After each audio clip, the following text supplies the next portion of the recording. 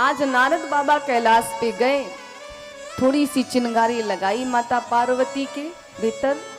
शिव जी आए, पूछा क्यों नाराज हो। माँ ने कहा ये जो मुंड माला है ये किसकी है, बताओ मुझे। बाबा ने कहा इसमें आपकी कथा है। माँ ने कहा तो सुनाओ। अब अमर कथा शुरू हो रही है कैलाश पे, और उसी कैलाश पे जो तोता पक्षी और पक्षिणी रहते थे उनके द्वारा अंडे के रूप में उत्पन्न हुए हैं श्री सुखदेव जी महाराज। और वो अंडा निर्जीव है, उसमें अभी जीव नहीं है, क्योंकि तूफान आया, पक्षी और पक्षिणी भग गए, अंडे को छोड़ दिया। महादेव ने डमरू बजाया, और जो डमरू बजाया जितने भी पशु पक्षी थे, जीव थे, सब वहां से चले गए, सब वहां से गए। लेकिन अब वो अंडा कैसे जाए?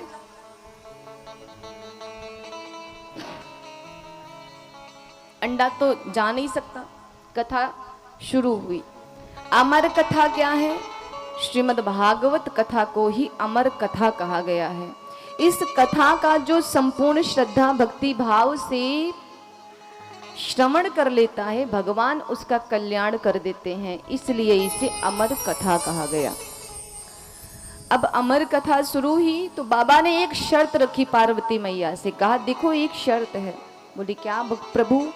बोले जब हम कोई किस्सा कहानी कहते हैं घर में बैठ के, कोई कथा सुनाते हैं, अब जैसे मैं आपको कथा सुना रही हूँ तो आप मेरे सामने बैठे हैं, अब मुझे दिख रहा है कि कौन जग रहा है, कौन कथा सुनते सुनते सो जा रहा है।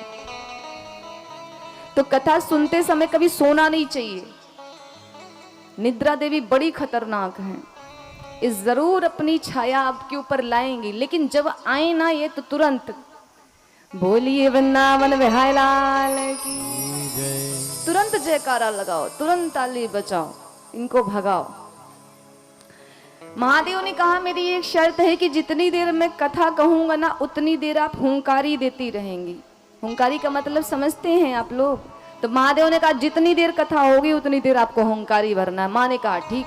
बोले मुझे पता चलता रहे कि हाँ आप कथा सुन रही हो, क्योंकि इस कथा में आपके और मेरे सिवा कोई तीसरा नहीं होना चाहिए, केवल मैं और आप। बोले ठीक प्रभु। कथा शुरू हुई, पहले दिन की कथा। पहले दिन की कथा शुरू हुई तो उस कथा के प्रताप से, उस कथा के प्रभाव से जो वो निर्जीव अंडा पड़ा था कैलाश पे, उस अंडे में इस अमर कथा के प्रताप से जीव का प्रादुर्भाव आ गया, प्राण संचारित तो हो गया इस कथा के प्रभाव से। दूसरे दिन की कथा शुरू हुई। दूसरे दिन की जब कथा शुरू हुई तो उस अंडे में सुखदेव जी महाराज का आकार स्थापित हो गया, तोते का रूप स्थापित हो गया, शरीर। तीसरे दिन की कथा शुरू हुई। अब जब तीसरे दिन की कथा विश्राम हुई तो आज इस कथा के प्रभाव से वो अंडा फूटा और उस अंडे से एक छोटा सा शुक अर्थात तोता प्रकट हुआ। चौथे दिन की कथा प्रारंभ हुई। सुखदेव जी महाराज ने चौथे दिन की कथा को सुनी तोते के रूप में। पांचवें दिन की कथा शुरू हुई, पांचवें दिन की कथा श्रवण की। लेकिन जब छठवें दिन की कथा में प्रवेश किया तो आज माँ पार्वती को सुनते सुनते नींद आने लगी और माँ पार्वती सो गई। अब जब माँ पार्वती सोई तो सुखदेव जी महाराज जो तोते के रूप में वहां पे बैठे कथा सुन रहे थे, सोचे भाई अगर ये सो गई तो कथा बंद हो जाएगी। क्यों? जब तक हुंकारी भरेंगी तब तक ही कथा चलती रहेगी, और जैसे हुंकारी भरना बंद हुआ कथा बंद। अब मैं क्या करूं? तो जो पांचवें दिन की कथा हुई थी तो इस कथा के प्रभाव से सुखदेव जी महाराज के भीतर बोलने की क्षमता का प्रादुर्भाव हो गया, अर्थात तोता बोलने लगा इस कथा के प्रभाव से। जब छठवें दिन माता सो गई तो तोते ने सोचा कि अगर हुंकारी बंद हुई तो कथा बंद हो जाएगी, तो अब करना क्या है? अब ये करना है कि माँ तो सो गई, माँ के स्थान पे मैं हुंकारी भरूंगा ताकि महादेव कथा बंद ना करे। माँ सो गई, अब 2 दिन तक सुखदेव जी महाराज ने हुंकारी भरी कथा सुनी और जैसे ही कथा विश्राम हुआ महादेव ने जयकारा लगाया, बोलिए श्री राधे गोविंद बाके बिहारी लाल की। माँ चौंक करके उठी, अरे प्रभु क्षमा कीजिएगा, जरा सी नींद आ गई थी। हे नाथ, ये बताइए कि भगवान कन्हैया फिर उद्धव जी से क्या कहते हैं? अब तो महादेव आश्चर्यचकित कि जब आप सो गई तो कथा सुन कौन रहा था, ये होंकारी कौन भर रहा था? महादेव को क्रोध आया, दृष्टि चारों ओर दौड़ाई, कोई ना दिखा। तभी सुखदेव जी के ऊपर दृष्टि गई और जो सुखदेव जी के ऊपर दृष्टि गई, महादेव को क्रोध आया। बोले, आपने भगवान की कथा सुन करके कोई पाप नहीं किया, अच्छी बात है, लेकिन आपने ब्रह्म विद्या की चोरी की है, इसलिए आपको दंड दूंगा मैं। लेकिन एक बहुत आश्चर्य की बात है, ये महादेव भी जानते हैं कि जो इस अमर कथा का श्रवण कर लेता है, फिर उसके ऊपर कितना भी प्रहार करो, उसका बाल भी बाका नहीं हो सकता, फिर चाहे देवता ही उससे जाके क्यों न युद्ध करे, क्योंकि प्रभु के कथा का प्रभाव बहुत ऊपर की चीज है। भगवान महादेव अपना त्रिशूल लिए और दौड़ पड़े सुखदेव जी महाराज के पीछे। अब तो सुखदेव जी भयभीत भागते भागते दौड़ते दौड़ते गए। अब जब दौड़ते हुए गए तो पहुंच गए बद्रीनाथ। अब बद्रीनाथ में भगवान वेदव्यास जी की कुटिया है। आज कुटिया में वेदव्यास जी की पत्नी, जिनका नाम है माता विकटा देवी, बैठी हैं। बुढ़ापा आ गया है, शरीर जर्जर हो गया। वेदव्यास जी भी महाराज भी बैठे हैं। सुखदेव जी महाराज तीव्र गति से दौड़ते हुए आ रहे हैं। पीछे पीछे महादेव त्रिशूल लेके लगे, मार दूंगा इसको, क्यों? ब्रह्म विद्या की चोरी की है इसने। और इधर जो विकटा देवी है वेदव्यास जी की पत्नी, आज उनको चिंता है थोड़ी सी। क्या चिंता? सुखदेव जी महाराज तीव्र गति से आ रहे हैं। इधर माता विकटा देवी वेदव्यास जी से कहती हैं, हे नाथ, ये बुढ़ापा आ गया लेकिन पुत्र अब तक हुआ नहीं, कोई बेटा नहीं हुआ। और इतना कह के माता विकटा देवी को जम्हाई आ जाती है। जम्हाई समझते हैं ना? जम्हाई आई और जैसे ही मुंह खुला, उधर से सुखदेव जी दौड़ते हुए आ रहे हैं और मुंह खुलाता मुख के द्वार से माता विकटा जी के गर्भ में प्रवेश कर गए। महादेव आए, दृष्टि दौड़ाई। अब क्या कर सकते हैं भाई, अब तो माता के गर्भ में जाके स्थापित हो गए सुखदेव जी।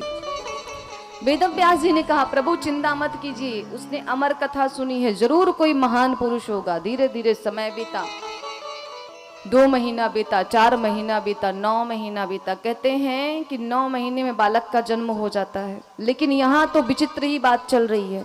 साल भर बीत गया, 2 साल बीता, 3 साल, ऐसे ऐसे 12 वर्ष बीत गए, लेकिन सुखदेव जी माँ के गर्भ से बाहर नहीं आ रहे। एक दिन माँ ने वेदव्यास जी से कहा कि हे नाथ, मेरे गर्भ से वेद मंत्रों की ध्वनि आ रही है, ऐसा लगता है कि मेरे गर्भ में कोई वेद मंत्रों का उच्चारण कर रहा है, घंटी बज रही है, ऐसा लगता है कि मंदिर स्थापित हो गया मेरे गर्भ में।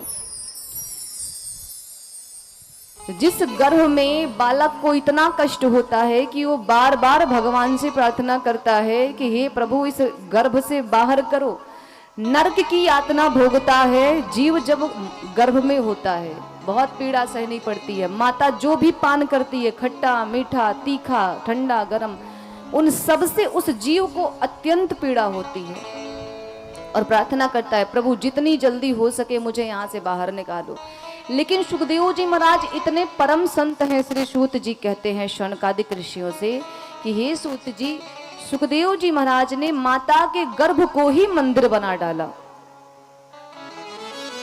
वेदव्यास जी आए, बोले प्रभु आप बाहर निकलिए, हे पुत्र आप बाहर आओ, आपकी माता को आपके कारण बड़ा कष्ट हो रहा है। सुखदेव जी भगवान ने कहा मैं बाहर नहीं आने वाला। क्यों?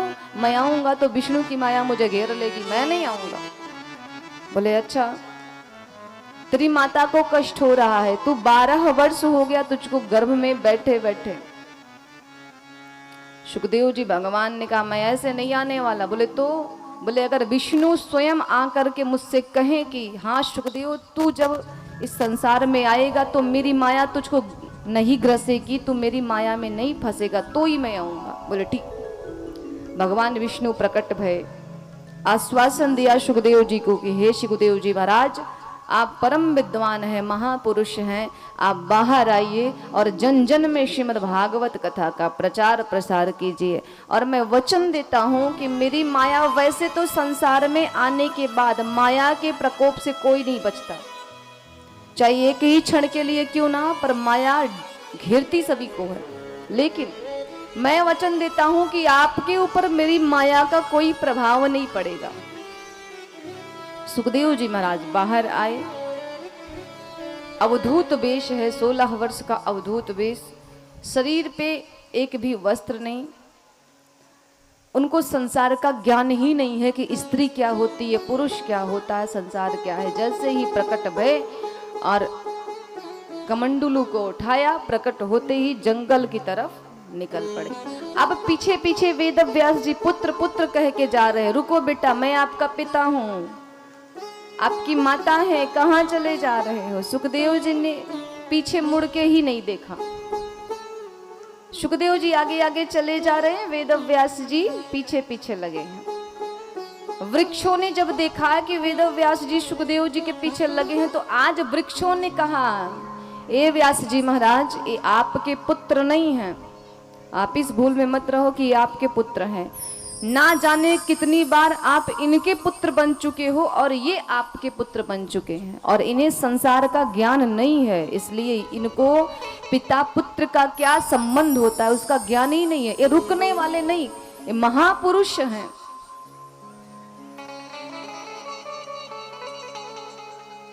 आज चले गए सुखदेव जी महाराज। उसके बाद में जब गए तपस्या करने के लिए, इधर वेद व्यास जी लौट आए और इन्हीं वेद व्यास जी के द्वारा सुखदेव जी को फिर बुलाया गया। किसके लालच से? देखो, संत को आपकी धन संपत्ति से लालच नहीं होता, संत को तो केवल भजन में लालच होता है, संकीर्तन में, हमारे धर्म में रुचि होती है, श्लोकों में रुचि होती है। तो श्लोक के बल पे एक पिता ने अपने पुत्र को पुनः बुलाया और इन्हीं सुखदेव जी महाराज के द्वारा इस पृथ्वी पे श्रीमद् भागवत कथा का जन जन में प्रचार प्रसार हुआ।